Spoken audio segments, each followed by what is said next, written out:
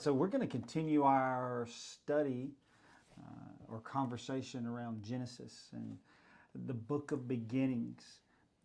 And last time we were talking about sin being introduced. One of the sadder beginnings. And the place where you see that broaden a bit is when God calls the flood. So tonight we're going to talk about this flood concept. Yeah. Tim, and I think you said we're going to start in chapter 6 of Genesis and just see God, see Noah, and kind of expound upon what's going on in there. For sure. Yeah. So like you said, Genesis is set up the fall of man and some of the results of sin. Something that Genesis sets a precedent here with the flood story is essentially global catastrophe as the result of sin. And we see the language of like global catastrophe being used throughout the Bible a lot as a result of sin, even if it's not talking about the literal end of the world. Sometimes it is, but sometimes it's talking about, the fall of Jerusalem or captivity or something like that. And you sort of see this precedent set here where you see that mankind can get depraved enough to where God decides to wipe at least a slate clean. In this case, it's the majority of the globe. Right. High majority. Yes, high majority. And so you get the setup for that in chapter 6. We're given this sort of genealogy. And then it says in chapter 6, it has sort of this, what seems like kind of a weird note about the sons of God saw the daughters of men, that they were beautiful, and they took wives for themselves, all of whom they chose. So that seems kind of like a normal thing, so we're not exactly given the context of why that was bad, because marriage is a good thing, biblically. Right. We've talked about that. But there's something in here that is flawed with it, right? So, and what it really gets at the heart at here of what's going on is in verse 5 here of chapter 6. This is the real setup for the flood. And, there's lots of debates on exactly what was going on logistically, but here's the real heart of what's going on. Then the Lord saw that the wickedness of man was great in the earth, and that here's the big part. Every intent of the thought of his heart was only evil continually. So whatever's going on, people like to argue about the logistics of exactly where man was going wrong.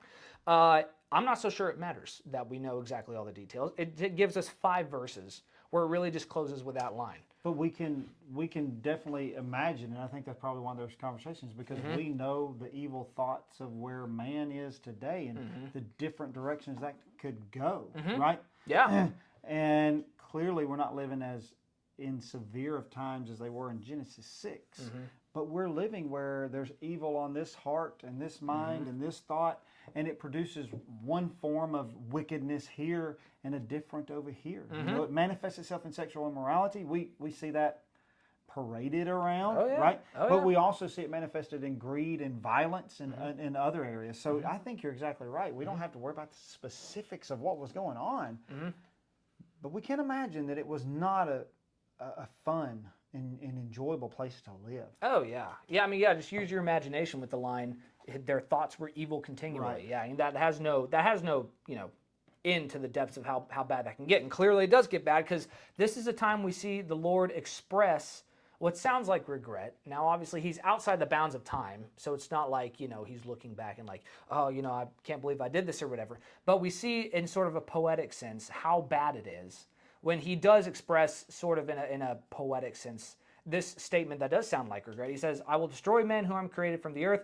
both man and beast, and creeping thing, and the birds of the air. So now at this point, man's not just in trouble. He's corrupted all of creation itself, right? God made a lot of good things around him, and even the very creation itself is tainted by man's sin. And then he has this line, for I am sorry that I have made them. So you get this line where God is totally ready to wipe the slate clean. And then, but we get this caveat here, but Noah found grace in the eyes of the Lord. And I think it's interesting how, at least my translation, I don't know what you got, but mine uses the word specifically, grace in the eyes of the Lord, right? And, we often think of Noah as a guy who, by his own merit, sort of won out his spot to carry on mankind and animal kind's, genealogy. And yet we see that, obviously, he was willing to put in the work. He built an ark, and we'll get to that. But what really saved him was God's grace, right? There was something about Noah that beckoned that to him. And he got what he didn't deserve, right? A perfect pathway out. And you did, you got my mind thinking as you're contrasting what's going on there in 6 verses 8, and I'm reminded of what we've heard. It's better to have loved and lost than to have never loved at all. And you see, and so you say, well, why is God sorry that he created? I don't think, as you mentioned, no regrets on creating man. It's just, it's now heartbreaking. Right. Because we saw in the beginning this was created out of love. And clearly you went back to that in verse 8, the love that he's showing towards Noah, which is exemplified through grace. But there's a love there. But the heartache in verse 6 is, I love them, but they're breaking my heart. Right. And we've all been through that heartache on some level. Clearly not on the same level of God, but we can understand that to where we're almost like, what if I'd never known them? It would almost be better to have never known them. But then we go back to, I think, what most of society agrees upon, which is it's better to have loved. Yeah. Love wins. So yeah, you see God struggling with that here. For sure. You see him being emotional. Yeah. Absolutely. Yeah, and that's a interesting line with love wins, talking about the flood, because most people don't think of that being the message of the flood. They think of catastrophe, right? And yet it's a catastrophe only despite all of God's love and long suffering and efforts, to the point where it is a heartbreak, and it's the result of a heartbreak. How often do we even? I mean, I just thought of this, but how often do we even hear songs about heartbreak talk about tears like a river, and like sort of almost this flood imagery of weeping, right? It's almost as though God is weeping the sin out of out of the world, almost in a way. Yeah, this was in many ways this is referenced in the foreshadowing to the cross. And again, you think about the cross, and we think of how ugly it is. Well, so is the flood. But the cross is a symbol of love. This is a symbol of love, because we also, what else we're not seeing is how long did they live this way? But it points back to, that God was long suffering. He waited and waited, and then he said, like you say, the tears just pushed it to judgment. Yeah, it's an inevitable end. There was, there's no other way out of it. And so you get to, God's grace toward Noah here. In verse 13, we get a little bit of details about Noah's family and the fact that he pleased God. It simply says because he walked with God, which means there's some sort of relationship established there, one that Noah sought out, clearly, and found, obviously, God had been seeking him the whole time. Don't know when he did that. Don't know if that was from the beginning. And I'm not sure exactly where it goes wrong along Noah's family line, because we trace his family directly back to Adam, and Enoch is in here in the mix. I lost which verse he's in. Enoch is like halfway up, so he's somewhere up in Noah's line to where he's a good man, right? But then we get Methuselah and some of these other characters, and by the time you get to Noah, everyone's bad, including probably his own parents at this point. Which, so it's not exactly clear where things went wrong. But for whatever reason, Noah has held on to what he understands about God. His heart stayed pure. Yes. Whereas we go up here, and their heart was on evil continually. So, yeah, I mean, you're right. We don't know what caused this fall, but it did start in the heart of man, which that becomes a challenge to us, because, I mean, what's the pathway to where we want to be with God? It's in your heart. It's in my heart. It's in anybody who might be listening. It's in their heart. But also, what's going to drive you away from God won't be God. That'll be you, right? And so that's the difference between Noah and the others that are judged, is there's a difference in the heart, because the problem was noted of the heart here, and now we see that's not evident in Noah. Right, absolutely. You are what you think, right? Right, for sure. Okay, so yes. So anyways, God warns Noah, tells him to prepare this ark, gives him some specific instructions.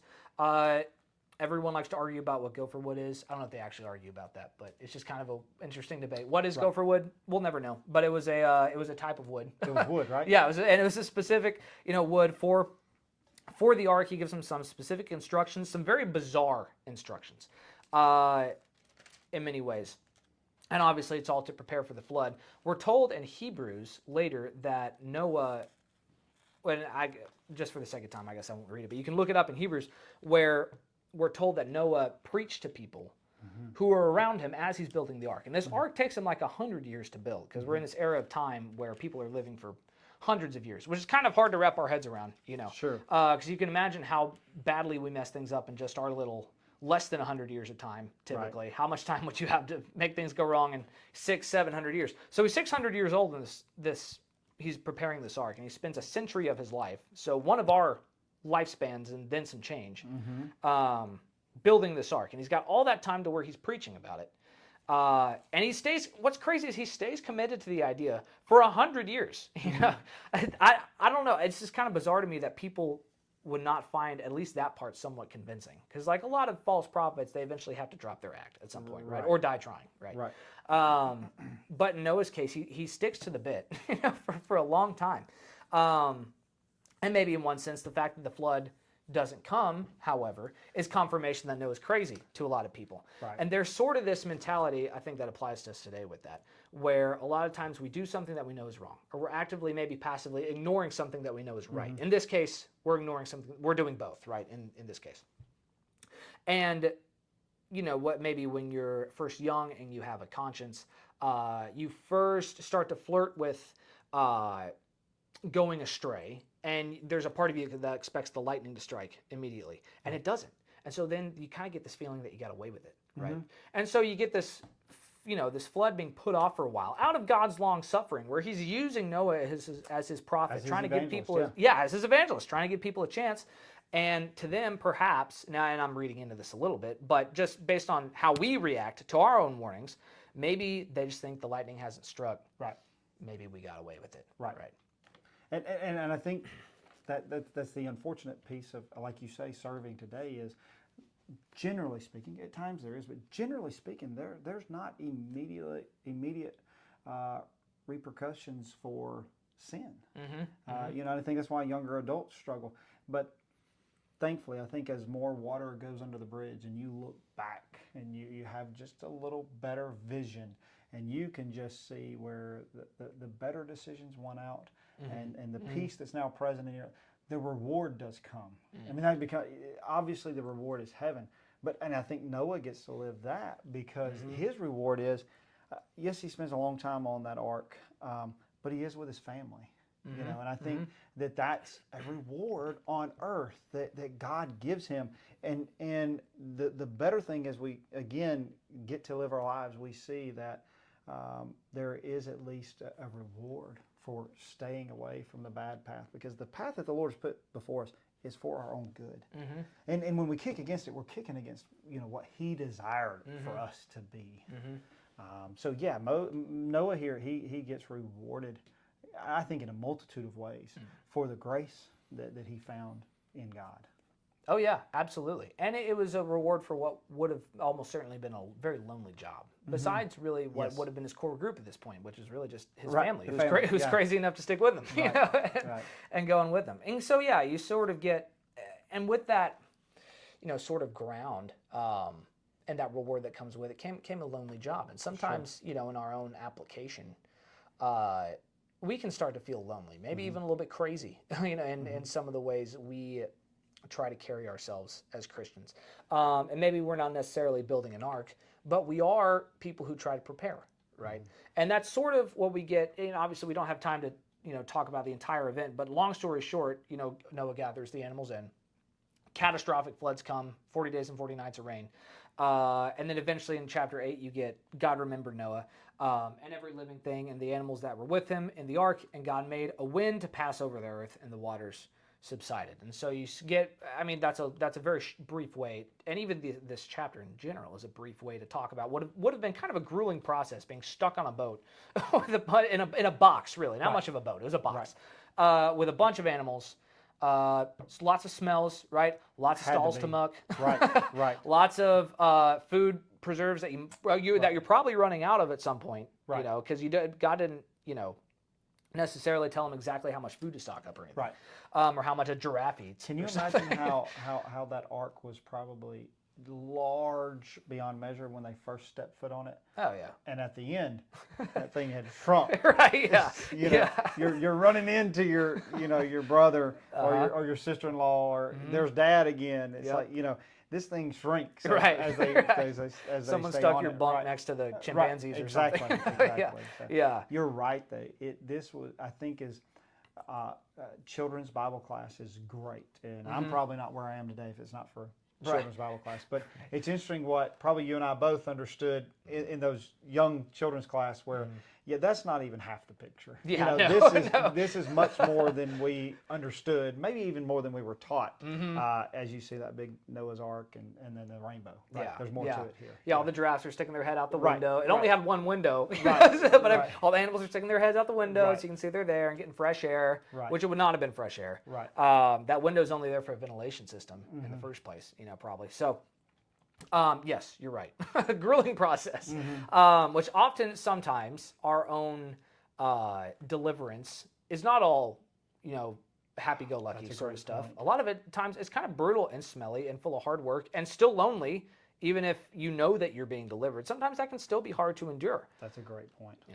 And I know we're not going this far, but eventually you actually do see what could potentially be some psychological effects of that in Noah's life later, because we see that he he does mess up later. He ends up getting drunk and everything, which is a weird part of his character. I know we're not talking about that tonight, but I think that is somewhat telling not only of his humanness, but what the psychological effects would be of bearing some of that. But anyways, continuing, the water starts to secede. And he starts to send out different birds, right, as sort of a sign of what's going on. This is where we get our official, symbol of a dove with an olive branch as a mouth. Because first he sends out a raven, and eventually he sends out a dove, and the dove keeps coming back and it can't find anything until finally it comes back with an olive branch, and then he sends it out again and it doesn't come back. So that means we're good to go. We're headed to land. And the kind of relief that would have had to have inspired from them, because it is just an interesting take on just what one message of hope can do to a situation where nothing directly in your situation has changed, but where it's going has, right? And I think it says a lot about the hope that we're called to constantly throughout the Bible, certainly in the New Testament as believers in Jesus, of the coming hope that we are looking forward to with whatever struggles we're going through right now. We're essentially given what is an olive branch. We haven't hit land yet, right? We haven't run up ground yet, but we know that land is coming, right? That the flood will subside. Yeah, the flood will subside for sure. That's beautiful. Yeah, that's right. That's a great great point and way to look at it.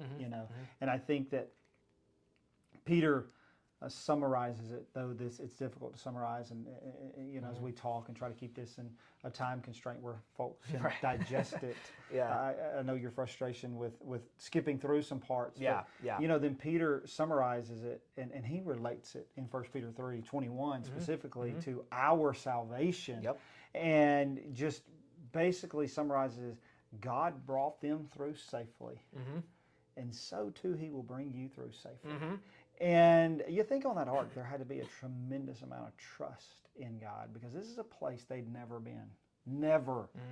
I mean, the floods had never reached this level. You're in uncharted territories. And the message that Peter gives, looking back on that, is God brought them through, and God will bring you through, right? And so I think that's the beautiful part of this message. And through what you've led us, it's just, you see the wrath is inevitable, and it has to be there of God. But the love comes in and saves us. So it's a beautiful message. For sure. I appreciate you guiding our minds through this, and I think that we learn more about God. We learn of how He deals with people, and I love how you pointed towards this is really how He's dealing with us, but also it's a microcosm of the hope that we're looking forward to as well. So wonderful time well spent. Good. Thank you, Tim, for leading us through this. Thank you. And, hope it's been time well spent for the listeners as well. And as always, if there's any questions, anything that you have that we could help you with, let us know that. Send it in, comment in the link, send an email, whatever you need to get in touch with us, because we're just all trying to know more about the Lord and serve Him better. Yeah. Right? Yeah. So absolutely. thank you all, and we will see you next time.